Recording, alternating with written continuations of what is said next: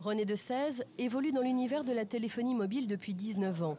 Il connaît tous les représentants des opérateurs, au point parfois de se donner des coups de main.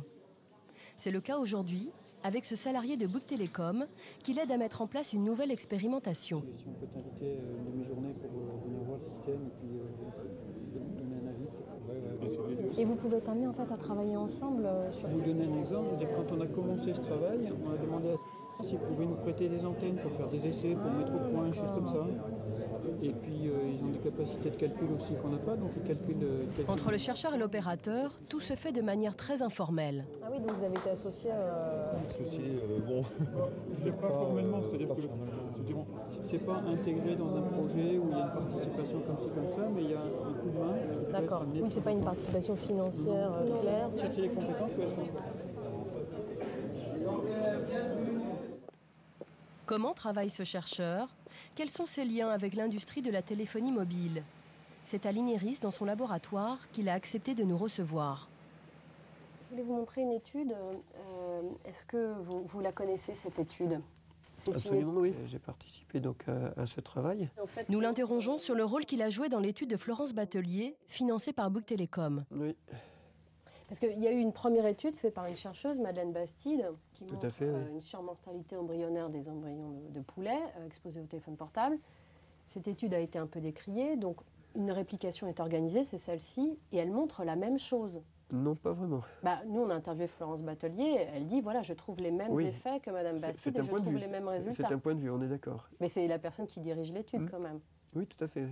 Mais vous étiez plutôt en désaccord avec ses conclusions, en fait. Tout à fait, je ne suis pas... Je pense que l'explication de la mortalité n'est pas complètement traduite par cet article. C'est-à-dire Ce que je vous ai dit, c'est-à-dire que le fait qu'on voit une augmentation de température avec les téléphones de l'étude et qui n'est pas rapporté dans ce travail parce que ça n'a pas été contrôlé. Parce que vous, quand vous aviez entendu parler de l'étude de Madeleine Bastide et donc des résultats inquiétants qu'elle trouvait, qu'est-ce que vous en aviez pensé, vous, à l'origine? Je pense qu'il ne faut pas faire téléphoner les œufs de poulet. Mais c'est peut-être pas fait pour ça. Aujourd'hui, René de Sèze parle avec ironie de cette publication. Mais une fois l'interview terminée, il confie que Bouygues Telecom craignait la médiatisation de cette étude très embarrassante pour les opérateurs. Ça donne ce que ça donne. Je pense qu'ils sont plus inquiets du retentissement médiatique que ça pourrait avoir, si c'était le cas, que du résultat lui-même, qui, après, dont les retombées dépendent du bruit médiatique que ça fait ou pas. Là, ils sont tranquilles, parce que c'est totalement passé inaperçu. Oui, mais bon.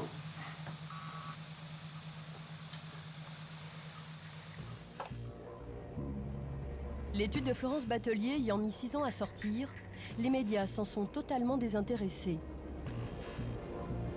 Ce que les opérateurs redoutent par-dessus tout, ce sont les enfants qui tombent malades au pied des pylônes. Longues et Jumelles, dans le Maine-et-Loire.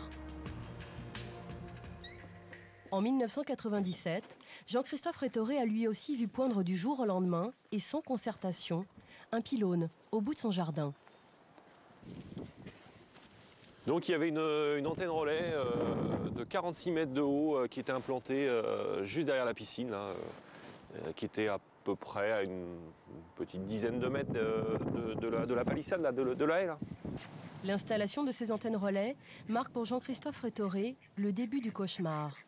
Cela commence par sa volaille, lui aussi en élevait, et jusque-là, avec un très bon rendement.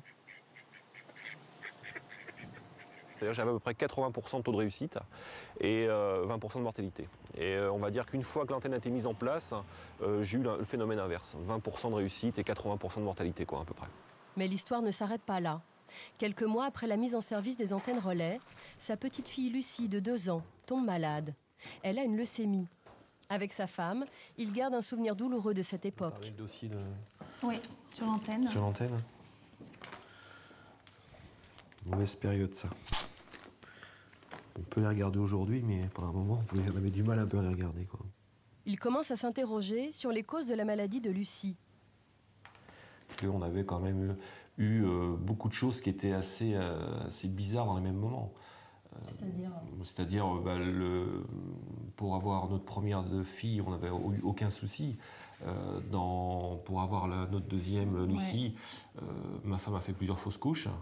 En fin de compte, avec le recul, on a pu voir que dans les mêmes périodes où l'antenne a été mise en place, on a eu les problèmes de fausses couches, des problèmes d'élevage de volailles qui étaient assez bizarres, et la leucémie de notre fille. Donc, tous ces facteurs, dans une période relativement courte, ont fait qu'on s'est quand même vraiment penché sur cette question d'antenne qui, auparavant, on ne s'était pas posé plus de questions que ça, quoi. Elle était à côté de chez nous, elle était à côté de chez nous.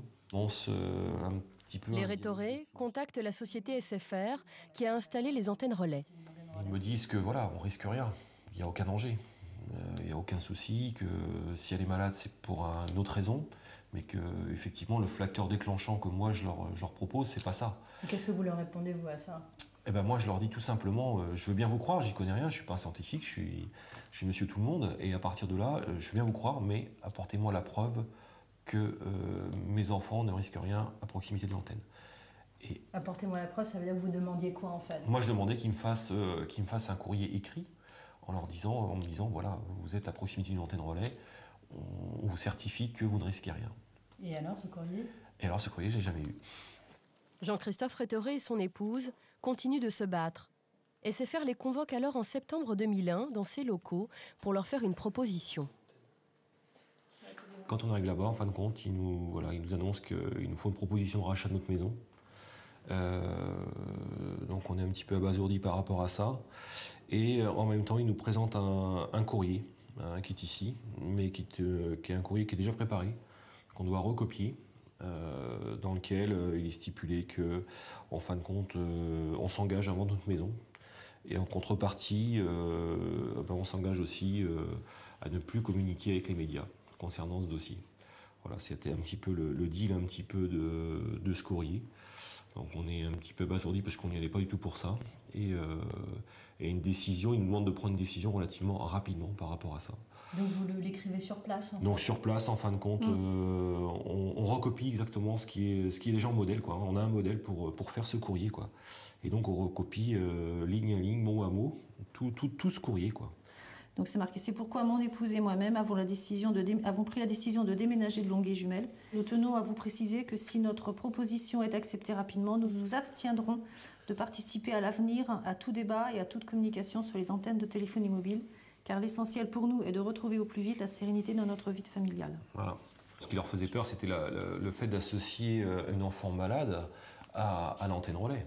Donc là, pour nous, ça nous a paru très clairement, très rapidement, qu'en fin de compte, ce qu'ils ne voulaient pas être associé, ils ne voulaient pas être associés à la maladie d'un enfant. Finalement, le rachat de la maison ne se fera pas. Les employés de SFR expliqueront aux Rétoré que la direction à Paris a fait machine arrière. En contrepartie, SFR démonte l'antenne. Le pylône de 46 mètres tombe en 2003. Jean-Christophe Rétoré filme leur victoire et sa petite fille Lucie.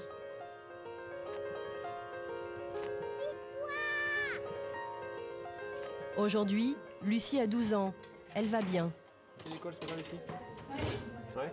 En fait, elle n'avait pas Mais en fait, on n'avait pas le contrôle parce que d'habitude, on va mal au début. Une adolescente comme les autres, même si elle est toujours suivie par les médecins. Nous avons contacté SFR. L'entreprise refuse toute interview. Nous enregistrons la conversation téléphonique. L'opérateur explique avoir démonté l'antenne pour rassurer la famille. C'est plus par souci humanitaire, j'ai envie de dire, par rapport à la famille qui faisait cet amalgame. Et même si cet amalgame est faux, nous aussi on est humains, on peut comprendre que face à une détresse aussi forte, on puisse essayer de trouver une autre solution. Ce qui a été fait. La famille Rétoré, elle est formelle. Elle dit qu'il y a effectivement eu une proposition de rachat à une époque de SFR. Ben moi j'ai rien retrouvé dans les dossiers, on a regardé attentivement, on n'a rien retrouvé de tel. Vous, SFR n'a jamais proposé le rachat de la maison au Rétoré? Non. SFR ne veut pas s'appesantir sur cette histoire. Mais les Rétoré ne seraient pas les seuls parents à qui un opérateur aurait demandé leur discrétion contre leur tranquillité. Une autre famille aurait vécu la même mésaventure, avec Bouygues Télécom cette fois-ci. Thor, dans le Vaucluse. En 2000, une antenne relais s'installe juste en face de la maison des Giacomo. Ah oui, effectivement, d'ici, il était aux premières loges, là. Hein. Donc il est dans le faisceau, il n'y a pas de doute. Et c'était sa chambre déjà à l'époque, en fait. Oui.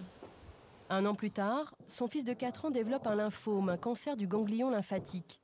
Marc Giacomo ne sait pas si cette maladie est due aux antennes, mais le doute s'installe. D'autant qu'il tombe sur un article de presse espagnol qui parle de cas similaires à proximité d'un pylône. 4 cas de cancer donc dans le même collège. 3 leucémies et un lymphome. C'est surprenant, quoi. Ça soulevait des questions. Et c'est un des cas qui a fait que je commençais à m'intéresser à la chose, quoi.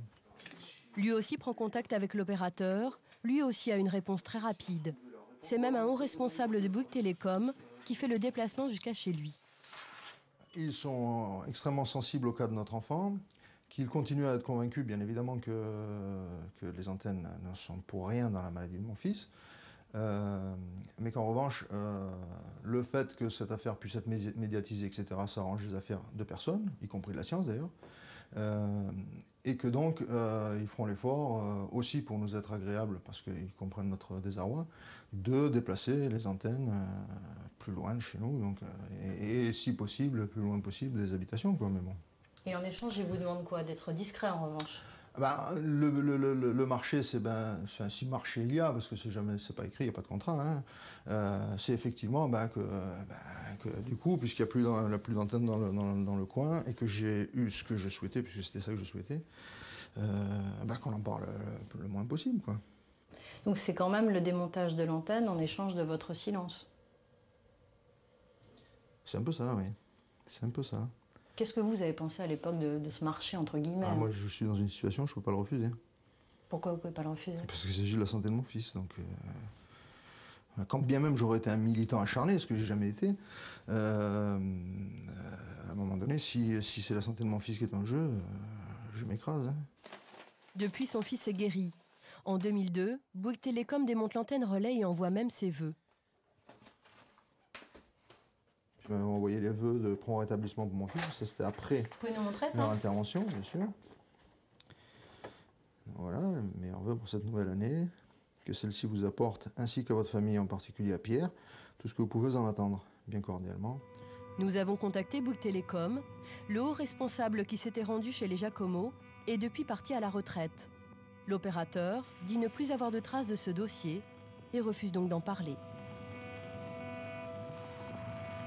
Mais cette année-là, un peu partout en France, des riverains d'antennes relais s'alarment. La colère gronde, l'État se doit de légiférer.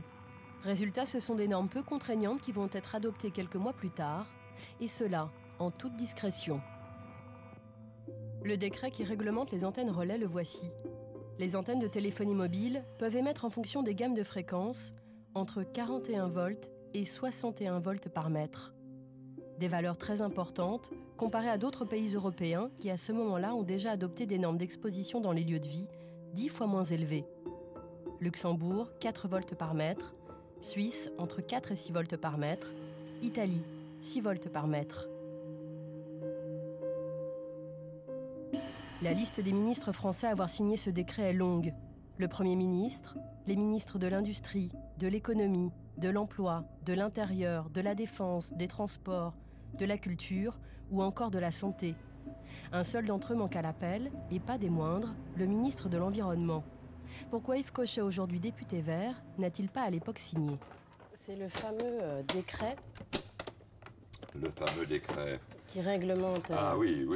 les normes sur les antennes relais. Oui. Et là où je suis un petit peu étonnée, c'est que votre nom n'y figure pas, alors qu'il y a de nombreux noms de ministres. Est-ce que vous pouvez nous expliquer pourquoi, à l'époque, vous ne l'avez pas signé?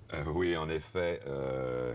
Eh bien, comme il est indiqué, si je me souviens bien, ce décret est marqué fait à Paris le 3 mai 2002. Retenez bien cette date parce que on se souvient du 21 avril 2002.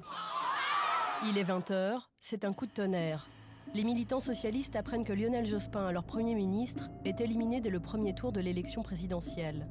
J'assume pleinement la responsabilité de cet échec et j'en tire les conclusions en me retirant de la vie politique après la fin de l'élection présidentielle.